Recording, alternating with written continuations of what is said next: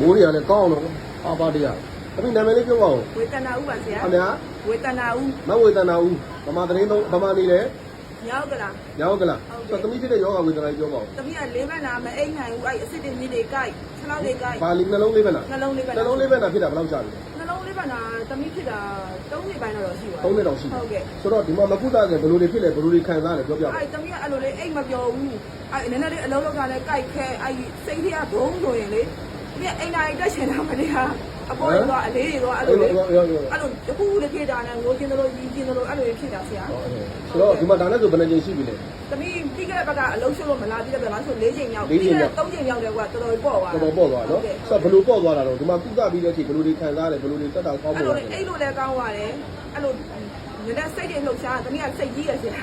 စိတ်တွေလှုပ်ရှားရတယ်ဒီတဲ့ပျောက်သွားတယ်ခဏလေးပဲအရင်ဆိုခံစားရတာမတရားဟုတ်လားအခုတော့မခံစားတော့ဘူးတိုက်တာခဲတာရောတိုက်တာခဲတာသမီးကနည်းနည်းအလုပ်ကျန်းလေးတော့လုပ်ရတယ်ဆရာဒီလောက်ကတော့နည်းနည်းပါအဲ့လိုမြေကြီးတွေပါအထိုင်တွေပါများသွားနည်းနည်းလေးကြိုက်တာပဲရှိရအောင်အရင်လိုမတရားမဖြစ်တော့ဘူးအရင်လိုမတရားမဖြစ်တော့ဘူးအဲ့လိုလည်းရလာဒီကြိုက်တာခဲတာလည်းကောင်းခဲ့ပြီဟုတ်လားဆိုတော့သွားတာပြူတာရောအဲ့သွားတာပြူတာလည်းသွားနိုင်တယ်သွားနိုင်လားနည်းနည်းပါပဲရှိရောလားဟုတ်ကဲ့အဲ့ဒီပုံပေါ်ရင်ထဲမှာဘယ်လိုပီတိဖြစ်ရတော့ပီတိဖြစ်တာရောအရင်ဆိုရင်အဲ့လိုသူများသွားလို့မသွားသူများတွေအိတ်လို့မအိတ်ကမအိတ်ပြောဘူးသမီးက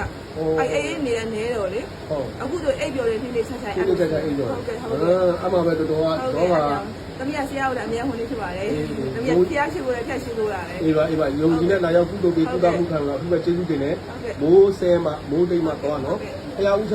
သမီးဖျားဥချတော့ရလာတာဆရာဟုတ်ဘယ်တော့ရတော့ဟိုဖြစ်ပုံမျိုးနဲ့တမိတ်ခေါ်ပါရအဝေးပေါ့အဝေးပဲဒီမနေ့မှာကားနဲ့နှစ်စစ်စီးဩဖြစ်မှာဖျားတယ်အေးဖျားဥချတက်ရှိချမ်းမှာစိတ်ချမ်းသာလူဝင်ဆန္ဒအားလုံးတစ်လုံးတစ်ဝါကြီးပြီးဆိုလို့ရရှိပါသေးချမ်းမှာချမ်းသာစိတ်တစ်ခုထည့်ပေးနေရအောင်လဲတဲ့ဝေးမှု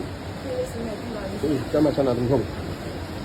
နေငါပြပြမယ်ပိုင်းပေါက်တွေကလေးစားတွေအသေးနည်းတွေလုံးဝမတည့်ဘူးညင်ငပိတွေလုံးဝမတည့်ဘူးเนาะအဲ့ဒါလေးတွေရှောင်းမယ်เนาะအဲ့ငပိတွေကနေလက်တွေပါကားတာဟုတ်ကဲ့အဲ့ဒါရှောင်းမယ်เนาะ